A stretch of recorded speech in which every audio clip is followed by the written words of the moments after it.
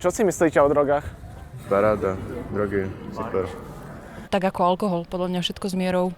No tak je to pliaga ľudstva, keď poviem. Takže niektoré skupiny na tom zarábajú a mladých ľudí to veľmi ničí. Nech si každý bere, čo chce. Kým to zdania, tak je to v pohode. Podľa toho, akých ľudí poznám, tak si spálili dosť veľa mostov cez tieto drogy a dopadli dosť zle. Dávajú rozhľad niekomu, teda sa mu lepšie tvorí. Beriete drogy? Nemám na ne.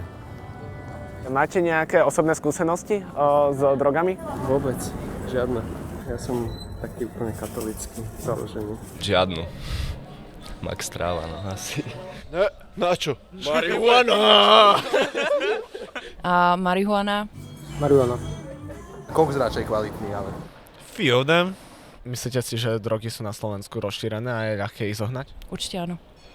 Určite áno. Poznám veľa ľudí, ktorí majú k tomu veľmi ľahký prístup. Myslíte si, že si dostatočne informovaní o drogách?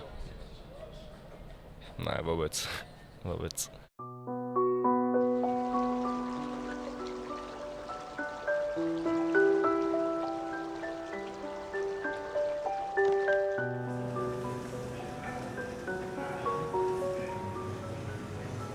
Navonok funguje ako chalan, ktorý je taký muskulatúrny, hej, a je vidieť, že má za sebou nejaké veci v rámci aj či už tých bojových umení, alebo aj cvičenia v posilke.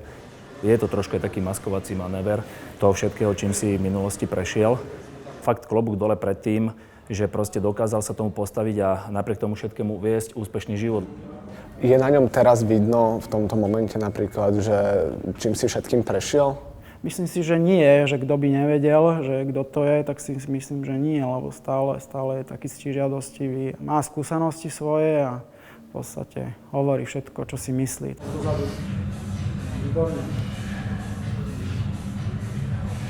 Ja, tak to ja som bol v partii vždycky frajírek a týpek a neviem čo všetko. Nebol som ten chalan, ktorý nevytrčal z davu. Ja som skôr bol vždycky to opačné. Ja som vždycky vytrčal z davu. Vyrastal som normálne v Petržalke na sídlisku ako každý normálny chalan. Mal som rovnaké zábavy ako každý normálny chalan. Veľa som športoval, chodil som cvičiť, hrával som basketbal, hrával som streetball. Ten život bol úplne pohodička, normálne škola, blícovanie a tak ďalej. Všetko to, čo patrilo k tomu bežnému životu mladého chalana. Ja hovorím, ja som až vo svojich 18 alebo až skoro 19 rokoch práve nastal ten zlom. Keď hovoríš, že to bolo také ideálne, tak prečo si začal s drogami? To je možno práve, vieš, hovorí sa, že nie človek sklzne alebo nafetuje sa alebo začne robiť niečo zlé kvôli tomu, že je treba v nejakých absolútnych problémoch. Väčšinou to býva práve naopak, že keď je človeku až moc dobre, tak vtedy hľadá niečo, čo ešte by ho viac naplnilo. Jasné, že sú starosti a problémy, za ktoré si človek môže sám a potom už hľadať tú cestu, ten únik cez drogy, alkohol a tak ďalej. Drogy, je to svinstvo, ale chcel som sa niekam zaradiť, nevedel som sa začleniť medzi ľudí, tak som proste chcel fetovať. Ale väčšinou ja si myslím, že tí decká aj všetci tí ostatní to urobia kvôli tomu, že od dobroty už nevedia, že čo robiť. Bol si normálnym žiakom, študentom, teda možno trošku vytrčajúcim z davu. Ako si sa teda k tým drogám dostal? Tak ako to funguje všade, vždycky niekto v partii to má, vždycky sa nájde človek, ktorý to má u seba, vždycky sa nájde človek, ktorý ti to ponúkne. Toto ti vyrieši, brácho, problém a všetky problémy budú strátené. Jasné, vyriešilo to problém možno na jeden deň, ale potom nastala závislosť na niekoľko rokov. Ja som sa stal závislý na prvýkrát.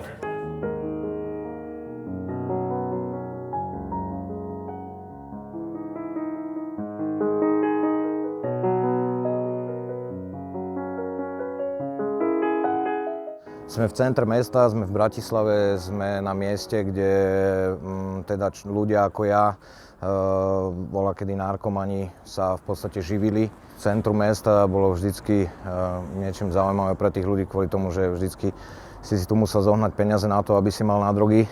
Každý jeden centimeter, každá jedna budova, každý jeden roh tohto centra Bratislavy je taký, že všade mi to pripomína drogy. Niektorí ľudia sú tí, ktorí to dokážu zvládať, neviem ako je to možné, ale ten dôsledok ich vždycky dobehne. U mňa to bola rýchla smrť, ak sa hovorí, a u niekoho je tá postupnosť, strašne dlho. To trvá, ale ten koniec je stále rovnaký. U mňa to malo rapidný dôsledok hneď. Ja som nevedel sa už potom venovať iným veciam alebo niečomu inému, proste ja som fetoval, tak som fetoval. Napríklad táto lavička bola moja posteľ, bola moja spálňa, bola moja čokoľvek. Keď bolo teplo a pekné počasie, tak tu sa človek kľudne vyspal, ale vidíš, asi som nebol v tej dobe ani v dnešnej dobe jediný. Asi nejakým spôsobom to stále funguje.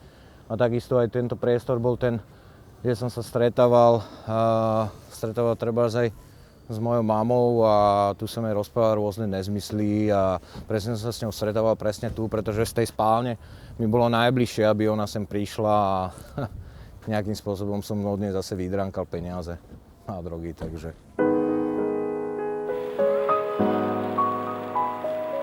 To není o tom, že dneska hurá, ruky hore a proste vysmiatý človek a plný šťastia, klamlivého šťastia. Ale je to proste o tom, že už nemôžeš bez toho existovať, nemôžeš bez toho žiť a si závislý proste. A byť na niečom závislý je proste byť otrok. Si otrok, nejsi nič, si nula, si proste človek, ktorý nerozhoduje sám za seba, ktorý nerobí to, čo on sám chce, ale podlieha všetkomu ostatnému, len drogám, závislosti, gamblerstvu, čokoľvek, v čom on není slobodný. Keby si dostal takéto 2 listočky od ľudí okolo seba, presvedčil by ťa nejaký z tých listočkov o niečom?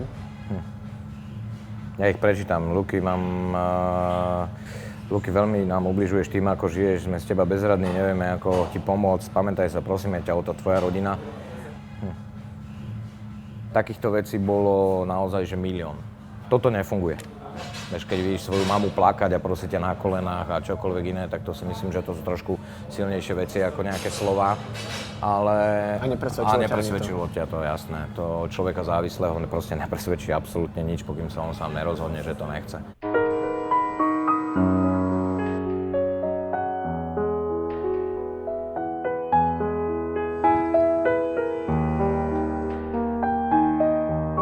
To je všade. To je... Táto lavička, to čokoľvek tu v centre mesta je absolútne... To je... Každý môj deň, ktorý som sa zobudil niekde na ulici vonku, tak bol len o tom, že proste som vedel, že tak buď dneska zomrem, alebo to prežijem. Nechcem umrieť, ja nechcem ešte umrieť. Bolo to presne tuto na tomto mieste. Som sa opýtal, tak jak ty dneska stojíš, tak presne takto isto išiel okolo reportér s kameramanom, tak som sa ich opýtal, že či nemajú náhodou cigaretu. A začala proste debata o tom, že čo vlastne tu robím, ako vyzerám.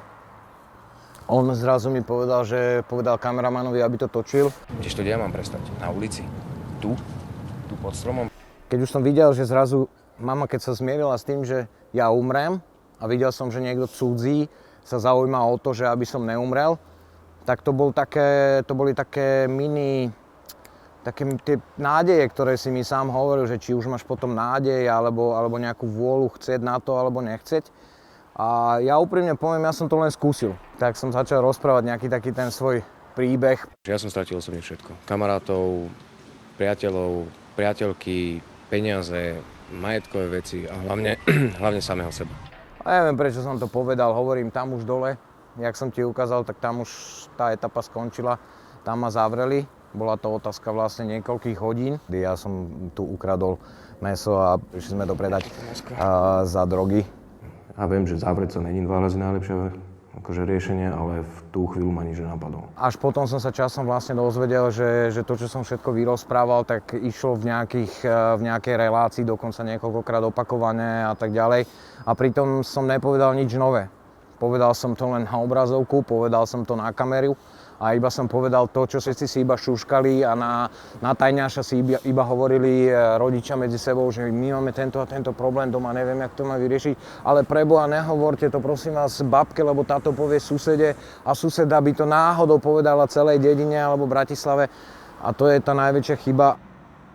Úprimne povedané, nejako som s tým není ani stotožnený, že to znovu hovorím, že tu znova stojím na tomto mieste, pretože dneska tu stojím a rozprávam ti o týchto veciach, ale zajtra môžem byť nafetovaný. Aj keď robím všetko preto, aby sa to už nikdy nestalo.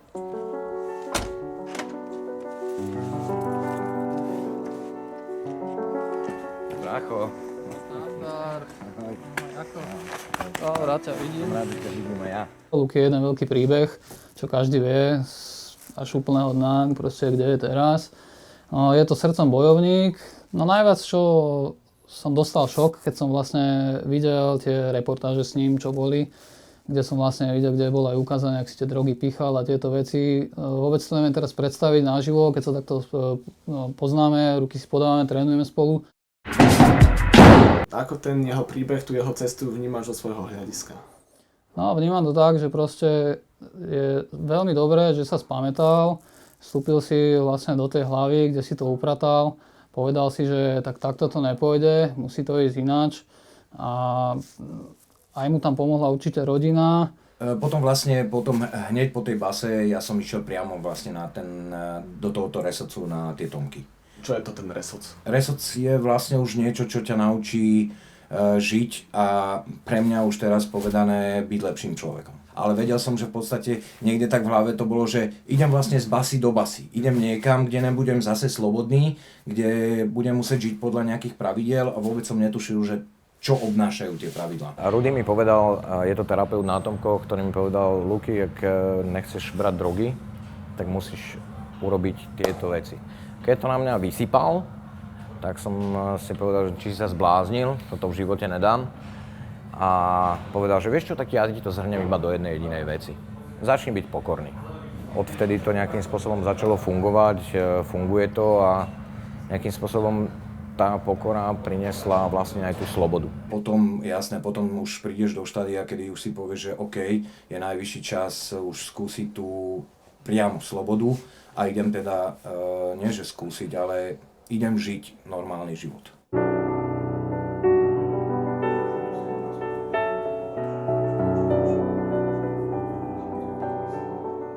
Poznáme sa tak, že sme spolu krajali kremeše, jak sa to ľudovo povie. Keď budem aj ja chcieť proste huliť trávu a fetovať, tak budem. Môžem ti tu ja dávno rozprávať, že vieš čo, je to zlé, nemal by si to robiť, zle dopadneš. My to rozprávali tiež. Mne to bolo v zásade úplne jedno. Ja som bral drogy od 13 do 20, z tých 7 rokov si pamätám 3 dokopy. V pubertu som si odfetoval všetko jednoducho. Taký tí klasické vývoj, čo by mali byť, to som nezažil. Zničil som celú komplet rodinu, zničil som všetko okolo seba, hej. Zmenil sa mi charakter, všetko jednoducho. Moja posledná tá zdravá bunka mi povedala, že buď niečo so sebou urobím, alebo zomrem, pretože už som bol 3-krát mŕtvý, museli ma oživovať. Museli ma 3-krát, už mi nebilo srdce, nič, 3-krát ma oživovali. Paráda, drogy, super. U nás je tá závislosť absolútne veľká tým, že sme normálni predajcovia alkoholu, kúpiš si ho všade. Tým, že pomaly už drogy predávajú, za chvíľu budú predávať v obchode. Tým, že nejakí politici chcú schváliť zákon o tom, že marihuana bude legálna. Keďže alkohol je kultúrne uznaná droga, tak si myslím, že by mala byť aj marihuana. A OK, tak potom riešte si so svojím synom doma, že keď mi nevie povedať, zažil som veci, kedy z marihuany tvrdia, že to sú ľahké drogy, kedy z marihuany chlapec nevedel povedať svoje meno 10 minút. Ale fajčil len trávu. Ja to nejako nerozdeľujem, či ľahké, mäkké alebo nejaké. Pre mňa sú drogy, alkohol, cigarety, drogy všeobecne ako také a gamblerstvo samozrejme. Tá drogová hranica sa bohužiaľ dneska znižuje. Ja som naozaj počas svojej drogovej kariéry zažil 9-ročné dievča, ktoré bolo závislé na heroíne. Bavíme sa o 9-ročnom dievčati.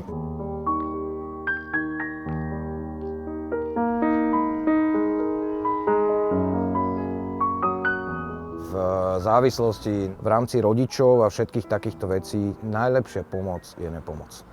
Nech to význie akokoľvek, je to presne jak tie lístočky, ktoré si mi ukázal, to absolútne nezaberá. Viem, že je to určite aj ťažké povedať svojmu 10-ročnému dieťaťu, že ja ti nepomôžem. Ale zober si to tak, že ten 10-ročný chalan alebo dievča má rozum na to, aby si to išlo zohnať. Vie, že drogy existujú, vie, kde si ich má ísť kúpiť a vie, čo to s ním robí. Táto dnešná doba je omnoho náchylnejšia, lebo je horšia, lebo vytrácajú sa citové väzby medzi rodičmi, rodičia nemajú čas, lebo majú veľa času v práci, majú veľa stresov. Deti vychovávajú moderné technológie, ako sú laptopy a počítače. Môžem povedať, že Facebook a všetko, tá závislosť na ňom je koľkokrát ešte omnoho horšia. Dneska, keď 11-ročnému decku zoberieš mobil, to je pre ňo ako keby si Peťakovi zobral inekčnú striekačku od ruky, keď si chceš šláhnuť. Prevencia. Najdôležitejšia prevencia, čo je, aby sa rodičia nehambili povedať o tom, alebo požiadať o pomoc. To, že moje dieťa začne brať drogy, nie je žiadna hanba. Mne sa to môže stať takisto. Učiť decka, čo je slušné. To je podľa mňa tá prevencia. Lebo kto je najbližší vzor pre naše deti? My sami rodičia. A samozrejme úplne najdôležitejšie je venovať sa deťom. Deti sa nesmú nudiť. Hovoriť s rodičmi, vieš, že to je taká najdôležitejšia vec. Prídeš sám, prekonáš ten svoj limit vnútorný a povieš, že naozaj, že vieš čo, mama, tak toto ma trápi, som zamilovaný. Nešťastne som zamilovaný, mám chuť spáchať sebevraždu, alebo mám chuť sa ísť dneska opiť, pretože to zamilovanie neviem čo s tým. Neutekajte pred problémami. Pred problémom sa nedá utiecť. Pred problémom, ktorý si sám človek urobí, a tie problémy si urobí človek sám vždycky, sa nedá utiecť. Čo je najpodstatnejšie na tomto celom, že tu aj dneska s tebou sedím, je hlavne tá informácia. Tí mladí sa stretávajú v tých partiách, kde jeden to má, druhý to nemá, tretí to chce skúsiť, štvrtý to nechce skúsiť. Je to na každého rozhodnutie, čo urobí, či to skúsi, alebo to neskúsi. Ale máš už tú informáciu, že vieš, že OK, nemusí to dopadnúť dobre. A môže to dopadnúť ešte horšie. Pri závislosti sa to končí smrťou. Naučil ma ten môj minulý život vážiť si to, čo je dneska. To, čo ľudia možno berú úplne ako samozrejmosť a nevnímajú to, až pokým sa niečo nestane. A ja to mám teraz momentálne presne opačne. U mňa sa to už stalo a ja sa snažím ťažiť z toho, čo sa stalo, do svojej budúcnosti. Luky ho napokon zamestnala tá istá televízia, ktorá ho zachránila z ulice. Je to iné miesto, ako by to bolo pred niekoľkými rokmi, je to štúdio. Je to možno pre niekoho vysnívaný sen, pre mňa bežná rutina. Začínal som v podstate s metlou na tom placi, že naozaj, kde strihaš papieriky, zametáš. Pre niekoho prísť a povedať, že vieš čo, umí toto, umí hento, očistí to, pre niekoho je to niečo, čo si nevie predstaviť, vieš. Ja som si to tiež nevedel predstaviť, normálne pracovať, normálne chodiť do práce, byť zodpovedný a vstávať. Ale dneska to beriem tak, že takto to má byť. Keď človek príjme akúkoľvek prácu, tak si myslím, že vie si potom sám zadefinovať, ktorý level vo svojom živote chce robiť naďalej. Bežný pracovný deň je 14 hodín denne v práci, rodín nevidím, taký je pracovný, ale súkromný život je momentálne šport a rodina samozrejme. Ja stále sa venujem tomu športu, nielen tým bojovým športom, ale občas si idem teda aj zacvičiť. Ale hlavne sa venujem rodine. Mám deti a to je potom, to človek pochopí, že čo je hodnota.